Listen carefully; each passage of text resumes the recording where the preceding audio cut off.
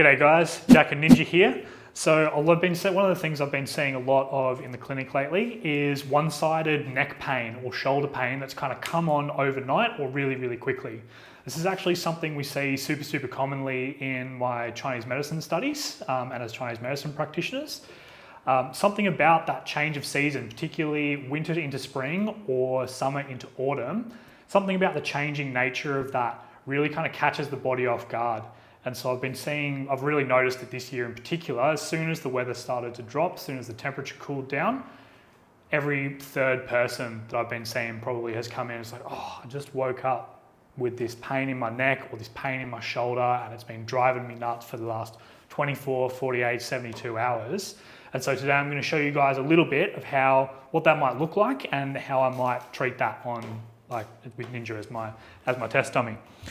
So one of the main things that we'll notice with this is rather that it's not really that kind of constant nagging, aching pain that you get so if you're kind of spending a lot of time at the desk or maybe spend too long on the couch or whatever it is. It's not really that same kind of slow built up tension.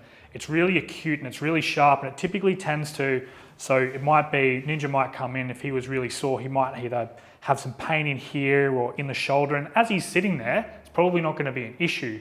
But if he tried to rotate his head, maybe to like check over his shoulder when he was in the car, see what's behind him, he'd be like, every time I turn like this, it just goes boom, and it really like nails into this part of my shoulder, or I just feel this kind of jamming in here, or even like right up here in the base of the skull. Obviously, Ninja doesn't have this issue right now, hence being able to do all of this. But still a little bit in there. Yeah, a little bit in there. Maybe I won't wiggle his head around too much then. But yeah, so it'll be one of those things, and it'll often be quite sharp and quite nagging, and it's often, it can kind of come out of nowhere a little bit as well, right? Like it won't always be, maybe most of the time when he turns his head to the right, it's not too bad, but every now and again it'll just really jump out at him, and it'll be these really tight, knobbly, knotty areas in through here. So I'm just going to give you guys a bit of a demo of where I might start approaching this from.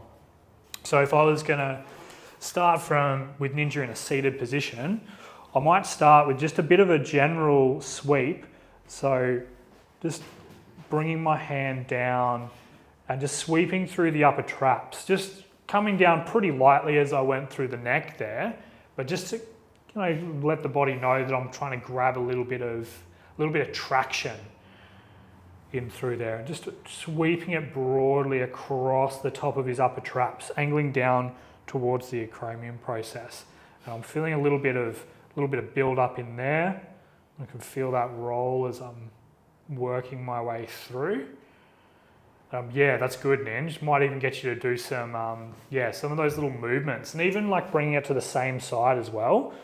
A lot of us want to kind of just stretch it all the way out, but you want to make sure you're shortening it as well, taking it through that full range of motion.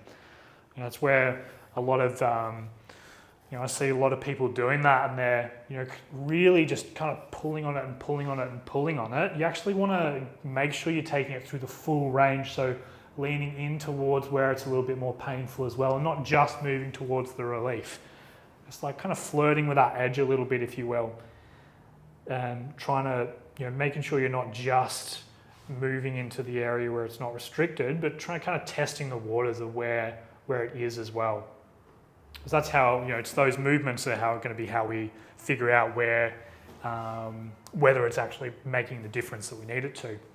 So another one I might do is I might just come all the way up to the top of to the base of Ninja's skull, all the way up to the top of his neck, just find that bony ridge there, where the traps originate, and just sweep that down with my thumb. Really work through the neck there, through those laminar grooves, catch a bit of those transverse processes, and just peel that all the way down.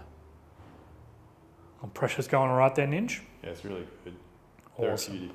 Awesome. Yeah. So there'll often be parts in this that feel really intense. We'll kind of land on certain spots that really light things up, and that's also really diagnostic for us as well. Depending on where those spots start to light up for us, start to speak to us, it'll tell us both where we need to go and also like where else we could go in terms of, like where to go next, what other parts of the muscle might be involved. Like a really common one, which I'm kind of going towards now, is actually right down here at the top of the shoulder blade, right at this top corner. I don't know if you can catch that in there, man. It's right up here, right in the top of this. And this is a little muscle called levator scapulae, which runs from this, I guess like medial scapular angle, anterior medial scapular angle up into the lower transverse processes of C5, C6, C5, C7, into that into the lower neck. It's often feels really gnarly to have worked on. Sometimes it even wraps all the way up. The referral pain can even wrap all the way up and over the head. It feel like it's had someone recently say it feels like a bit like something dragging on their brain, which is pretty intense. But if you get, if you're getting headaches or anything like that accompanied with this can be a really key spot.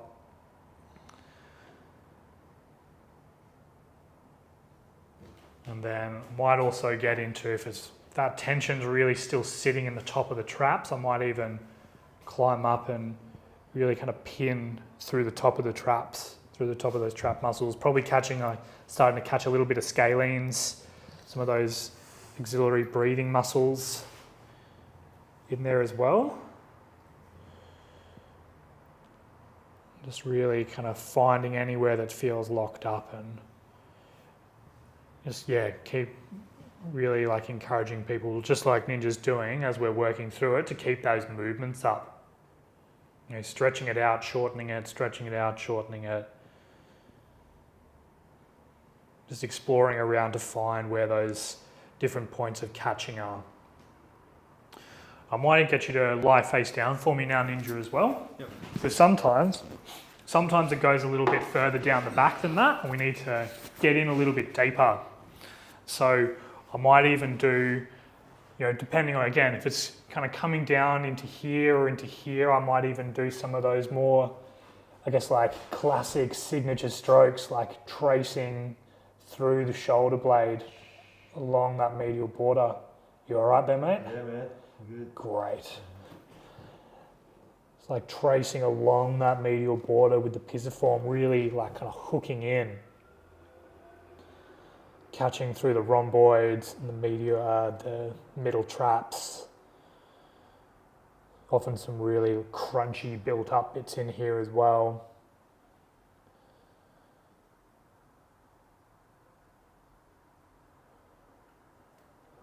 Just really exploring and finding out where we need to go, because a lot of the times we work on issues like this, these more kind of seasonal acute neck and shoulder issues, the pain will actually move around as we're working on it.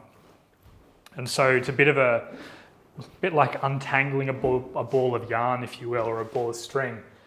So we're gonna just link in there again with the back of Ninja's skull and do a little bit more of a deeper scoop. Just put my hand so you can see that properly. Just really getting up into those suboccipital muscles, that area where if you've got a bit of a headache or some tension at the back of your head, that's where we're really going to go, and that's where you're really going to feel it. Yeah.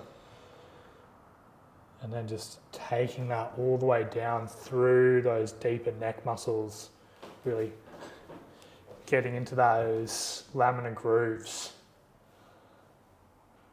kind of cleaning that channel through the neck.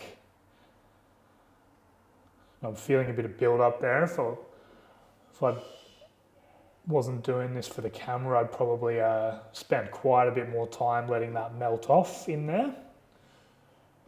Feeling a little bit bunched up. You holding up all right there, mate? Yeah, good. Great. It's all good. So I'm just going to maintain a pressure that I can move through there with. But, anywhere that we find that's just like our normal, more standard treatments, like your everyday Melbourne Muscular, deep tissue style treatment, anywhere that we find that is really bunched up, we're going to want to sit there for a little while and let it unravel. Like I just rolled over a nice juicy spot in here for Ninj. You know, if we roll over that, we'll be coming back and really pinning it down because we want that to release and let go. And the good thing about treatments like this as well is, you can get, it's one of those ones that you get results really, really quickly with a lot of the time. Most of the time, if you get it when it's really fresh, when it's really acute, you can often get it out within sometimes even half an hour if you get the right spots.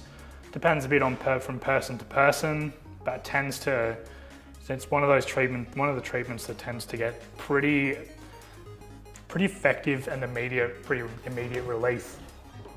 You start to get your range back quite quickly. You can test it really easily as we go. It's pretty obvious if what we're doing is working, and it's not necessarily particularly hard on your body, and you see those improvements in range of motion and the reduction in pain very, very quickly.